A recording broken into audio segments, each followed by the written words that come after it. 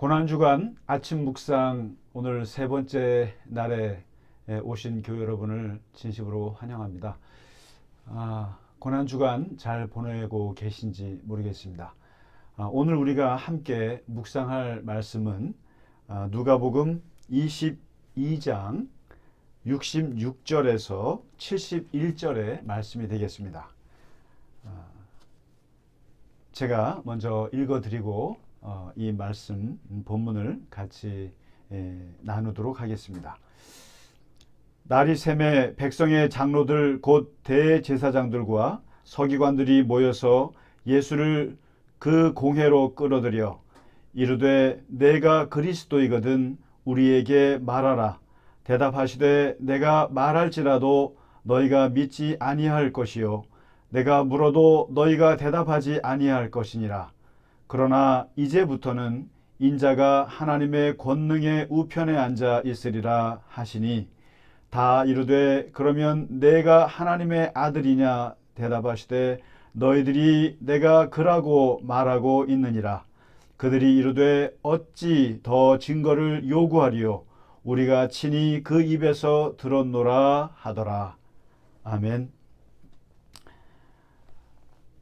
예수님께서 최후의 만찬을 제자들과 하시고 또 배신자가 누가 될지를 말씀하신 후에 이제 겟세마네 동산에 가셔서 어제 우리가 보았듯이 예수님께서 마지막 죽음을 앞둔 그 죽음의 산을 넘는 기도를 하나님께 처절하게 드리는 장면을 우리가 어제 묵상했습니다. 이제 그 기도 이후에 오늘 예수님은 한밤중인데 그 한밤중에 이제 체포 당하시게 됩니다. 가룟 유다가 이미 계획한 대로 군사들을 데리고 왔고 그 자리에서 예수님께서는 겟세마네에서 이제 체포가 돼서 이제 끌려가시게 됩니다. 그러면서 그 다음 날 이제 예수님께서 마지막 돌아가시는 그 날 그 한밤중부터 시작해서 하루 온종일 죽음의 과정이 시작이 됩니다. 그러나 예수님께서는 이제 재판을 받으시는데 그 재판은 두 번에 걸쳐서 이루어집니다. 크게 말씀드리면 그렇습니다. 먼저는 종교 재판을 받습니다. 유대인들로부터 받는 것이죠. 그리고 유대 사회라고 하는 곳은 정교 분리가 안 되는, 그러니까 정치와 종교가 통합된 사회이기 때문에 더 구체적으로 말하면 종교 사회이기 때문에 이 종교 재판이 매우 중요합니다. 어쩌면 이스라엘이 독립국가였다면 예수님은 그 종교 재판에서 아마 사형 선고를 받으셨을지도 모르겠습니다. 그러나 식민지 국가였기 때문에 아무리 유대인들이 예수님이 엄청난 죄를 지어도 사형 언도는 할 수가 없습니다. 그렇기 때문에 그것은 이제 정치 재판, 빌라도가 재판장이 되는 그 자리에서만 할 수 있습니다. 그러나 오늘 예수님께서 받는 첫 재판은 종교 재판이었죠. 이름하여 산헤드린 공의회 제사장들과 또 율법사들과 또 서기관들, 소위 바리새인들 같은 그런 종교 지도자들 70명이 모여서 의결하는 최고 종교 의결 기관이죠. 그곳에서 예수님을 이제 재판을 하고 이제 판결하게 됩니다. 비록 사형 언도는 할 수 없지만 그러나 여기서 판결된 것은 빌라도를 압박하기에 매우 중요한 여론 형성이 될 수 있기 때문에 중요한 재판입니다. 예수님의 이 산헤드린 공의회에서의 재판의 쟁점은 신성 모독죄였습니다.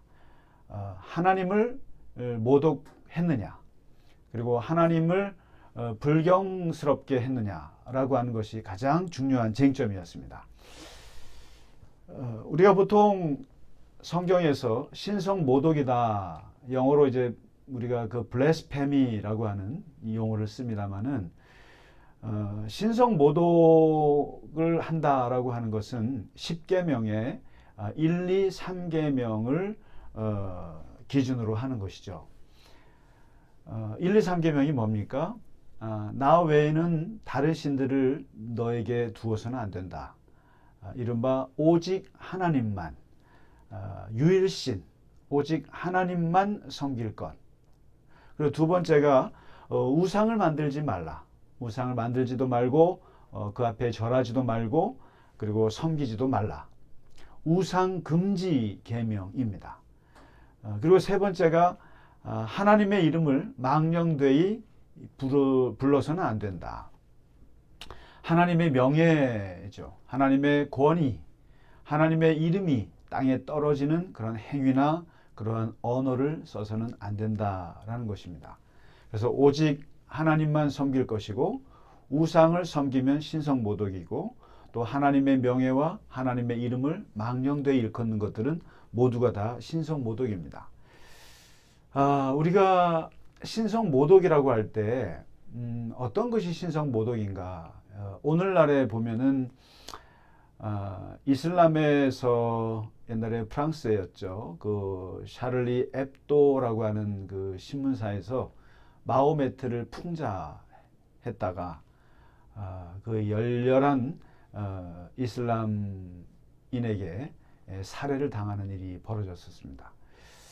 그리고 그 외에도 마호메트를 풍자하거나 모독하는 그러한 일들 때문에 이슬람이 미국에 엄청난 시위를 하거나 뭐 그런 정치적인 일들도 많이 있었습니다. 한 종교의 어떤 교주나 또 신을 모독했을 때 그 사람들이 갖고 있는 분노는 어마어마했습니다. 또 최근에 우리나라에서는 어떤 목사가 공개적인 자리에서 하나님 까불지 마라. 하나님도 까불면 나한테 죽어 라는 말을 공개적으로 한 적이 있습니다. 엄연한 신성모독이죠.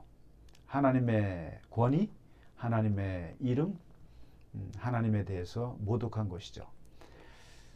그리고 우리나라에 자칭 예수라고 하는, 재림 예수라고 하는 사람이 한 20명 정도가 있습니다. 내가 신이다. 내가 하나님이다. 10계명 1계명에는 나 외에는 누구도 섬기지 못한다 라고 말씀하셨는데 내가 신이다. 내가 재림 예수다 라고 하는 그러한 것들, 이거는 철저하게 신성 모독입니다. 그런 의미에서 예수님은 어떤 의미의 신성 모독죄에 걸리셨을까? 예수님께서 오직 하나님을 섬기지 않았나? 아니면 예수님께서 하나님 외에 어떤 우상을 섬기셨는가? 아니면 예수님께서 하나님의 이름을 망령되이 일컫는 그러한 일을 했는가?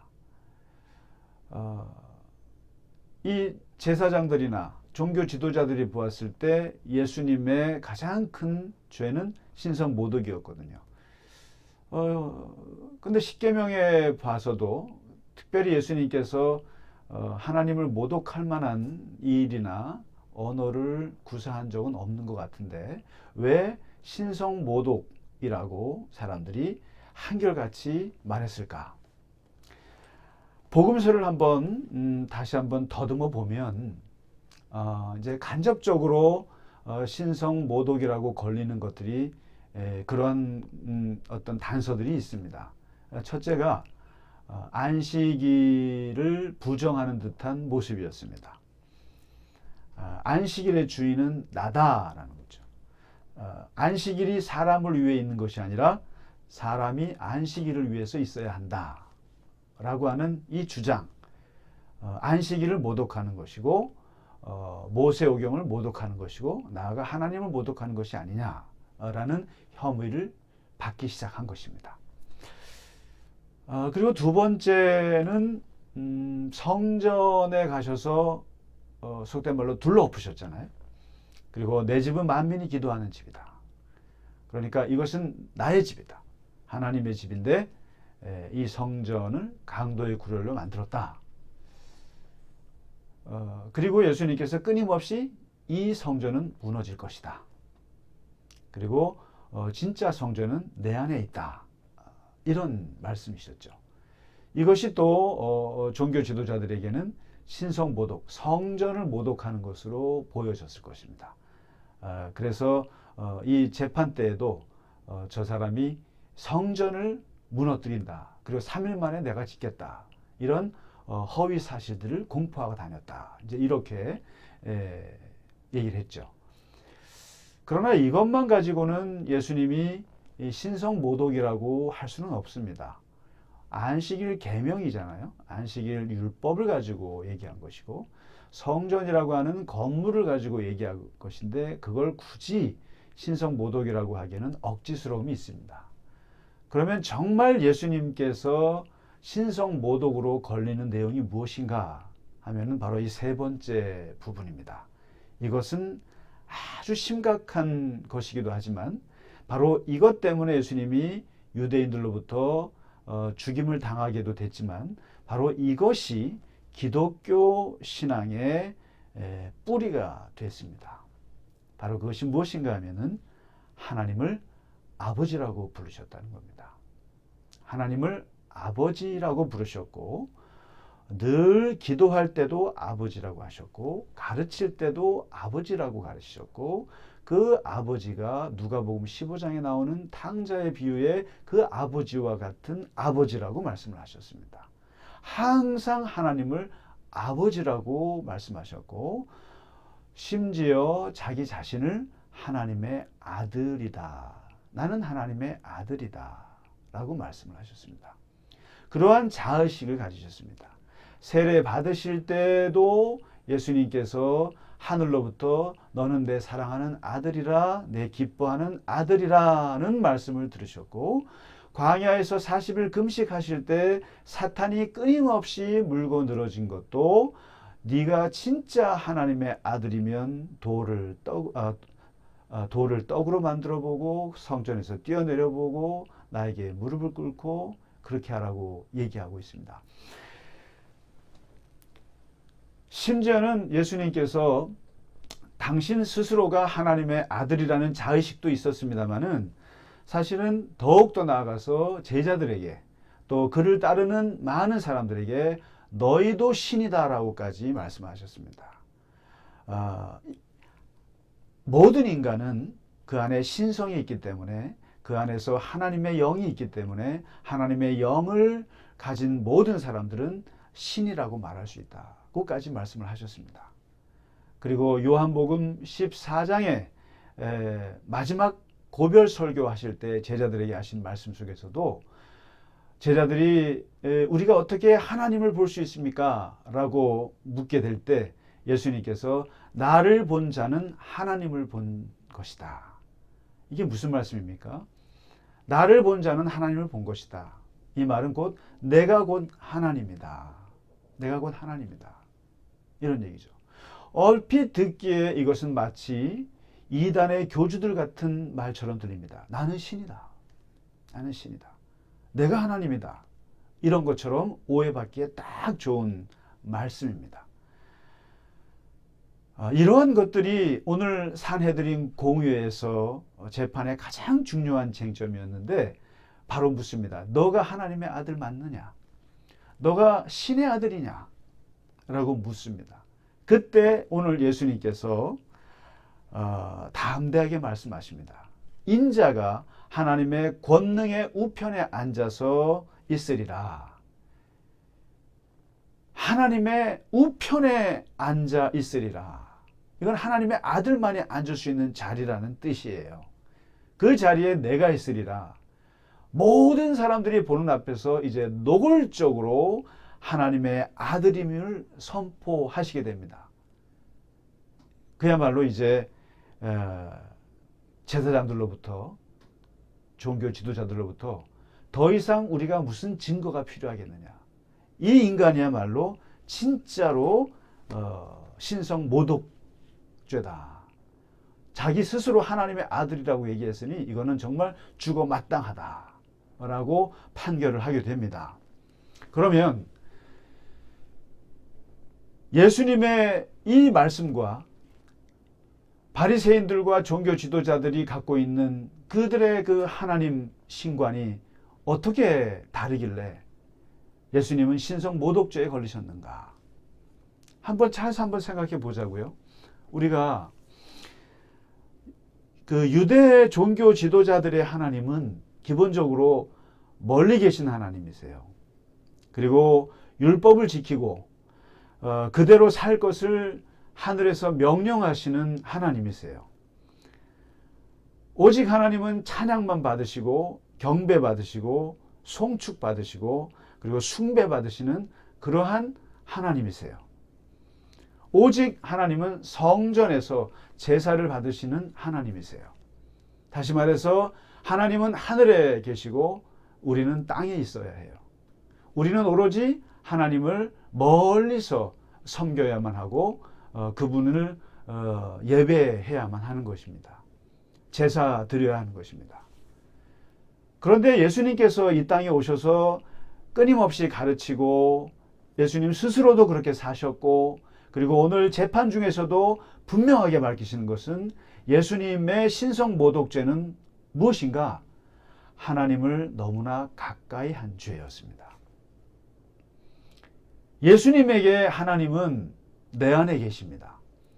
그리고 나 또한 하나님 안에 있는 것인데 바로 이것이 신성 모독죄였던 것입니다.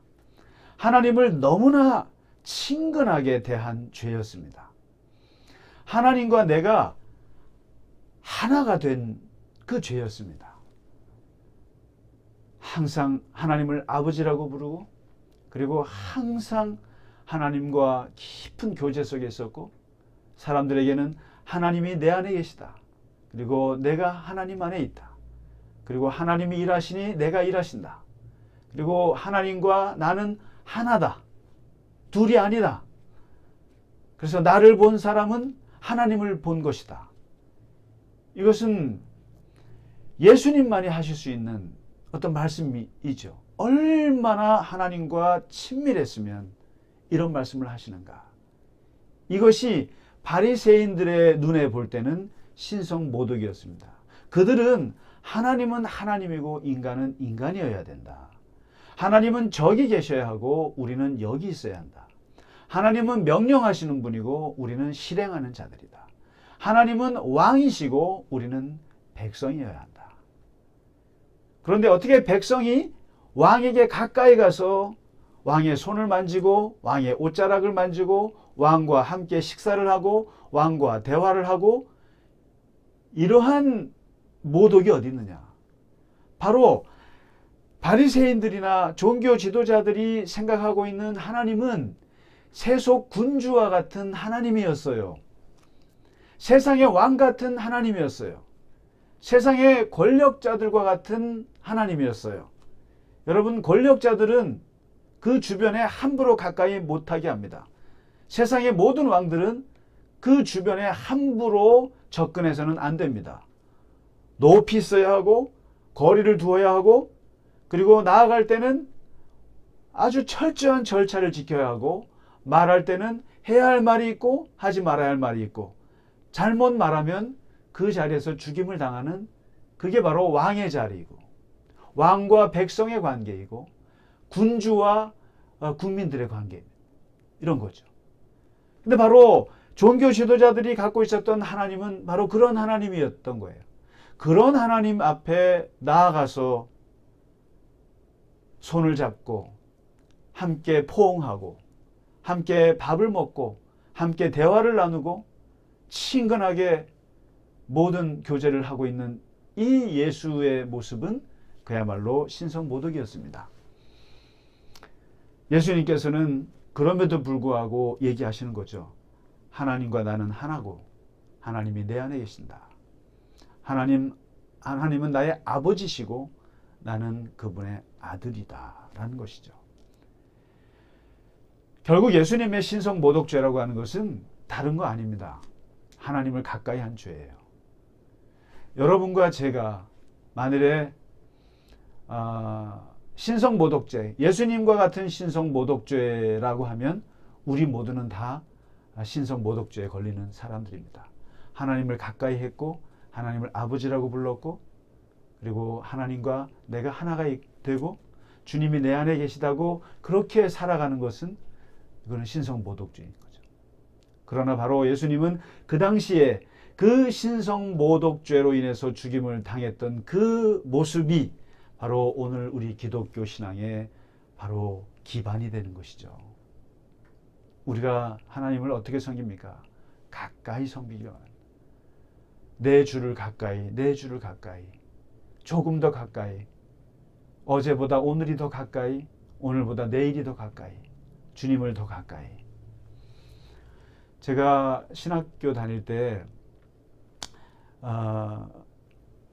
우리 학생들이 이제 이런 얘기를 했어요. 우리 작은 예수가 되자. 우리가 신학을 하는 학생들이고 이제 전도사가 돼서 목사가 될 터인데 우리가 작은 예수가 되자. 그러면서 이제 그런 운동을 했어요. 그래서 이제 이렇게 뭐 프랭카드에다가 붙이고 작은 예수 운동 뭐 이렇게 해서 했는데 저희를 가르치는 그 신약학 교수님이 계셨습니다. 특별히 이제 헬라어를 가르치는 교수님인데 그 당시에도 연세가 많으신 한의신 교수님이라는 분이셨는데요. 지금 돌아가셨을 겁니다.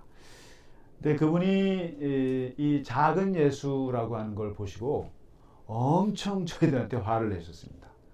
엄청 화를 내시면서 너가 어떻게 건방지게 예수가 되려고 하느냐?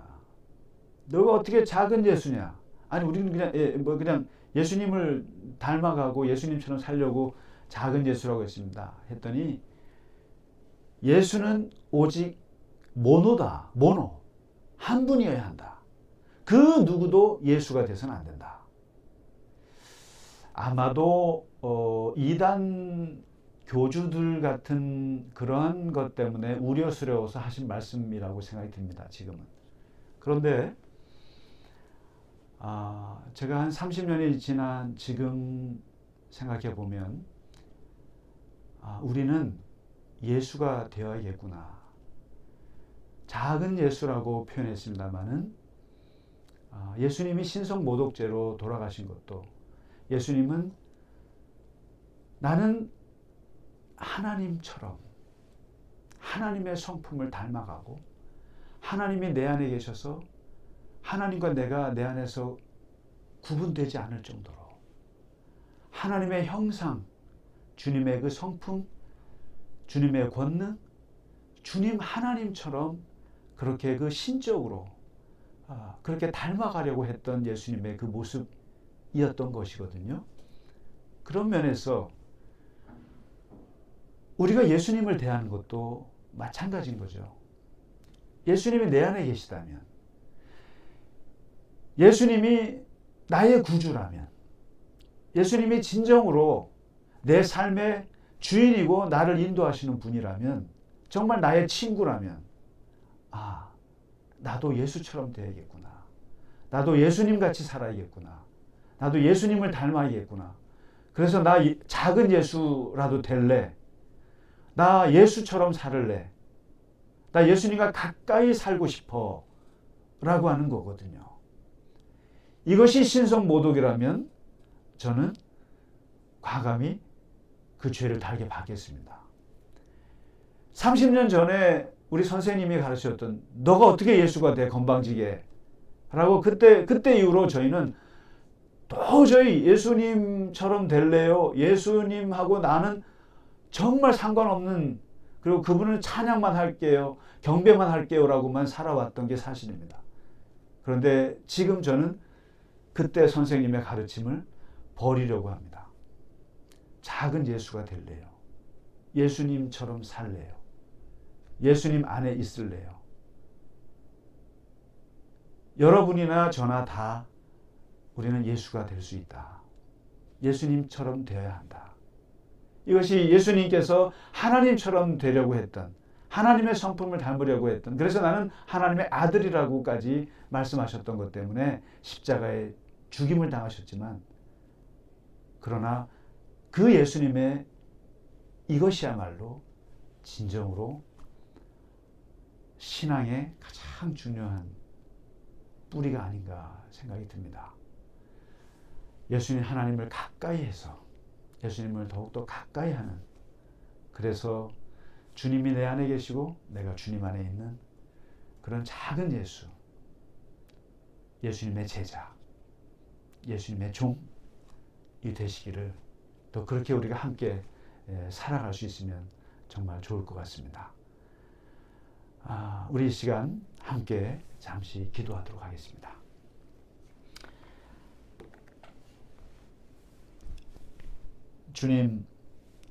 주님께서 오늘 그 산헤드린 공유에서 재판을 받으시면서 신성모독죄로 몰려서 죽임을 당하시는데, 그 신성모독이라고 하는 것이 하나님을 가까이 한 것, 하나님 안에 있고자 했던 것, 하나님의 아들로서 살려고 했던 그 모습이었습니다.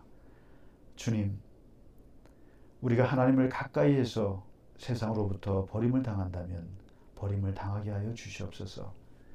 하나님을 아버지로 부르고 하나님과 친근하게 사는 것이 세상 사람들에게 또 세상으로부터 비난을 받는다면 비난을 달게 받게 하여 주시옵소서.